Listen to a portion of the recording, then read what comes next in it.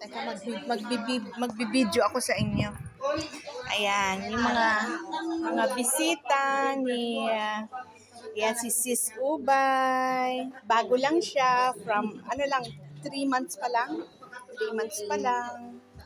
Darling, eto si darling ko. Hindi ko busy.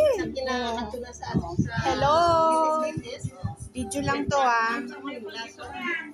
Live, wala akong pang live. Video lang to. Ay, may hinihintay pa kami para para sabay-sabay. Ay, nako, ayan sila naggrupo-grupo picture mga gwapa. Ayan si Amira. Ano lang to? Video lang to, hindi to live Walang pang live. Ay, hindi Video lang, remembrance, 'di ba? Diba? Ayan ang kanyang Christmas tree. September talaga.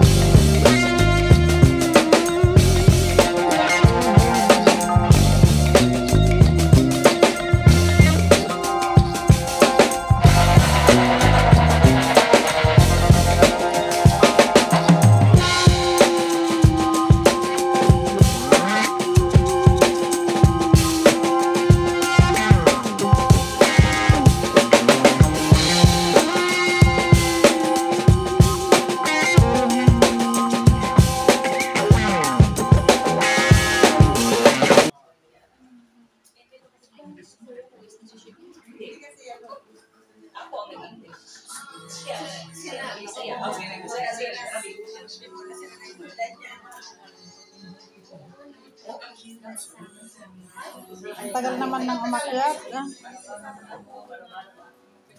Kain na lang sila pagdating. Kain na lang daw sila pagdating.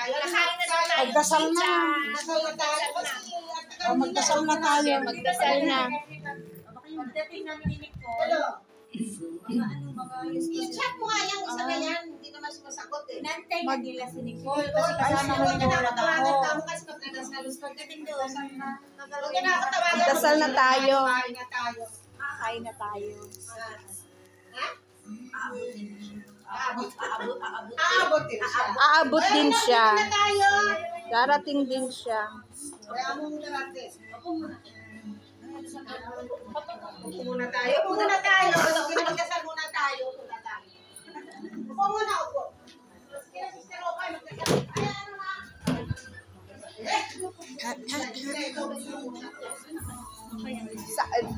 Dito? Okay. Magdasal tayo. Ikaw ang kakusap yan. Huwag mo yung tawagan. Pag-dasal. Red Air Nicole. Okay. Ay, Ay, gusto sige, tayo. makinig muna tayo. Makinig muna tayo kay ano. Kay Sister Ubay. Sige na. Okay. Pray muna po tayo. Okay. Dakilang Diyos na aming Ama, kami nagpapasalamat sa biyaya mo sa amin na kami ay nagkapuputi po sa mga sandali ito upang kami commemorate dakilang Diyos ang kamatayan ng Panginoon ni Sister Marlene's father. Faustino. Purihin ang Panginoon. Salamat dakilang Diyos sapagkat ikaw ang sa amin ay nagbibigay ng isang spiritu at ang damdamin na pakikipag-kaibigan at isang pamilya. Salamat dakilang Diyos sa iyong pagpapala sa amin na kahit kami ay nandito sa malayang lugar ng Egypt, ay ikaw pa rin ang umaabot ng iyong pagpapalang kamay sa bukid. Sa pagpalain mo kami habang kami ay nakikinig ng iyong mga salita sa pangalan ng Jesus. Amen. Amen. Ako po ang inyong kapatid kaibigan, Sister Ubay. Nagpapasalamat po ako kay Sister Marlene dahil napaunlakan niyo po akong papasukin dito sa inyong napakagandang mansyon. Welcome. Welcome po. Kaya ng Panginoon, si Sister Marlene po ay kaibigan ng mama-mama namin sa Ivory Coast. Ilonggang si Konkon ka kay Si Konkon po. Siya po ang aming mama-mama doon. Mama po ng buong Ivory, Pilipino, lahat ng Pilipino sa Ivory Coast, lahat po na-touch ni mama ko. West Africa. Sa West Wow. Africa, sa Ivory Coast po. At sila pong dalawa ang talaga magkatoto. Best friend. Kaya Mag-best nung sila friend. nalaman niya na pupunta po ako dito sa Ivory Coast, ako po ay missionary, kami ay missionary. Yung husband ko tsaka ako, pinadala kami sa Ivory Coast, and then ang husband ko po ay papadala sa Ghana. Kaya magpa-pioneer din po siya. Ako po ay para sumuport din sa church dito, tsaka para makilala din po dito sa atin. Kaya sabi niya, nung pupunta akong Egypt, sabi niya, punta ka doon, nandun yung best friend ko. Siyang bahala sa'yo doon. Welcome, Kaya, welcome. thank you. Mga 3 months na po ako dito, biyaya ng Diyos. Pero nakakatuwa naman dahil kahit sinong mga nakakasalamuha natin, nakikilala natin, napaka-welcoming naman po na parang nasa sariling pamilya ka rin. Oo. Biyaya ng Panginoon sa langit. Ito po ang sabi ng, magulay lang muna tayo ng sandali na kanyang mga salita. Ang sabi po dito sa Ecclesiastes, sa 12 sa verse 13, sa Tagalog na lang din po. Ito ang wakas ng mga bagay, lahat ay narinig. Ikaw ay matakot sa Diyos, asundin mo ang kanyang mga utos, sapagkat ito ang buong katungkulan ng tao. Kaya ito po mga kapatid ay Ecclesiastes. Ito po ay minention ni Haring Solomon. Si Haring Solomon po ay anak ni David. If you remember po, David and Goliath, yan, alam natin yan. Kung paano ang Diyos ay kumilos kay David, ito rin po sa kanyang anak na si Solomon ay napumilos din po ang Panginoon. Ito pong winika niyang ito ay sinabi niya kasi sa sarili, sabi niya din dito sa verse 8, sabi niya, walang kabuluhan ng walang kabuluhan. Sabi ng tagapangaral, lahat ay walang kabuluhan. Kung tutuusin po natin, katulad ngayon nangyari ang COVID, parang bila nating na-realize na, oo nga pala kahit anong yaman mo sa mundo, oo nga pala kahit anong lakas mo, oo nga pala kahit anong sikat mo, di ba? Talagang papasok sa kung ano man ang pinatutupad ng gobyerno. Wala tayong magawa, di ba? Meron kang negosyo, meron kang lahat ng buong bagay, pero hindi ka naman makalabas. Kaya, parang sa panahon ni Solomon, ganun din ang kanyang nasabi, walang kabuluhan. Pero ano po ang sinabi niya dito? Si Solomon po ay king. Yeah. Siya ang king. Pag sinabi niyo pong king, hindi niyo na kinakailangan magtrabaho sa Egypt.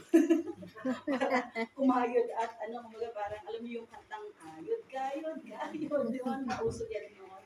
At ang ginawa, sa kapupunta, kakayod. Kakayod, Katrabaho. oo. O kaya naman tayo kasi, tayo ang tawag sa atin, sapatero. Ang ibig ko sabihin ng sapatero, laging sapat. Sapatero. Okay, Minsan nga, ay hindi pala minsan, madalas, kulangero. Laging kulang.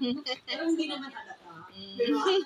Biyaya ng Panginoon. Pero itong si Haring David po, bakit niya nasabi at lahat ng bagay ay walang kabuluhan? Duloy niyo ang hari mo siya, hindi niya kailangan trabaho. Lahat ay meron siya. Pero sabi niya pa rin, ang lahat ng mga bagay ay walang kabuluhan.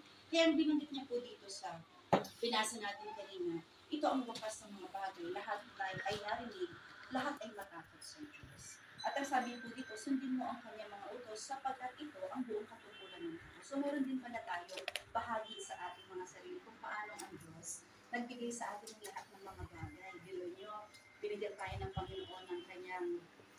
magagandang stature. Yan. Kaya tayo magaganda. Praise God. Praise God. Magandang hapon po. Pasok po Thank kayo. you, Lord. Welcome po. Pasok, pasok. Pasok. Pasok, pasok. Pasok, pasok. O, pasok, pasok. Kaibigan ko si Miss Subay. Si Ubay. Hanggang na kayo. Miss you po. Tayo. Kaibigan. Kaibigan ba? Nagpapasa sa GC. Group chat. Kaya tuloy po natin. Tuloy natin. Sige na para makain na tayo. Sa klase na. Meron tayong Bago. kumbaga kung paano ang Diyos nagpala sa atin ay lahat ng mga bagay. Biyaya po pamilya, pinagpala tayo, magagandang mga anak, pero yung imagine niyo po ang mga anak natin. Ako po walang anak. Kayo po, biyaya ng panahon kayo. Dalaw kami. Sabi ko mo kayo naman ng yun. mga mabuting anak pamilya. Alam niyo po yan, magkaroon kayo ng anak, napakalaking biyaya po sa Diyos yan. Kasi kung paano ito ang sabi dito, kung paano hindi mo alam kung paano nabuo sa tiyan no ng ang bahay bata sa tiyan mo sa tiyan ng isang ina no at yung batang yon ay merong tinatawag na personality. Sana makita natin ito no na kung paano siya ay nagkaroon din ng hininga, hindi ba? Kaya ang sabi ko dito sa pumababasa natin na kung paano hindi mo alam kung paano nabubuo ang isang bata sa bahay sinapupunan ng isang ina. Diyan din po yan sa Ecclesiastes. Kaya di ba nagkakaroon ng personality, paglabas, kita mo, kahit identical twin, may pagkakaiba pa rin sila. Diba? Tama. Ay, ako po walang anak, kaya yan po talaga ay kaloob po yan. Sana biyayaan ka. Inshallah. Inshallah. Kasi po yan ay kaloob ng buhay. Dahil biruin nyo kayo bilang mga magulang, nagkaroon po kayo ng pagkakatiwala mula sa amin. Walang anak. Talaga. Talaga. Biyaya Ako dalawa. Si mami, or diba, lakas. Ikaw Bigyan tayo ng lakas ng Diyos. Alhamdulillah. Kaya ba Kaya. pa rin po Alhamdulillah. na binabanggit dito sa banal na kasulatan. Kaya po bilang tayo ay biniyayaan ng Diyos ng lahat ng mga bagay, ng katuwaan, ng kagandahang loob, mga kaibigan, katulad natin, biyaya ng Diyos. So, biruin nyo talagang, ang hirap po magkaroon. Amen. Amen. Ang hirap po makasumbong ng tapat ng kaibigan. Tama. Tama. Yung meron kang sasabihan, meron kang Praise God. pagkakasiyahan ng isa.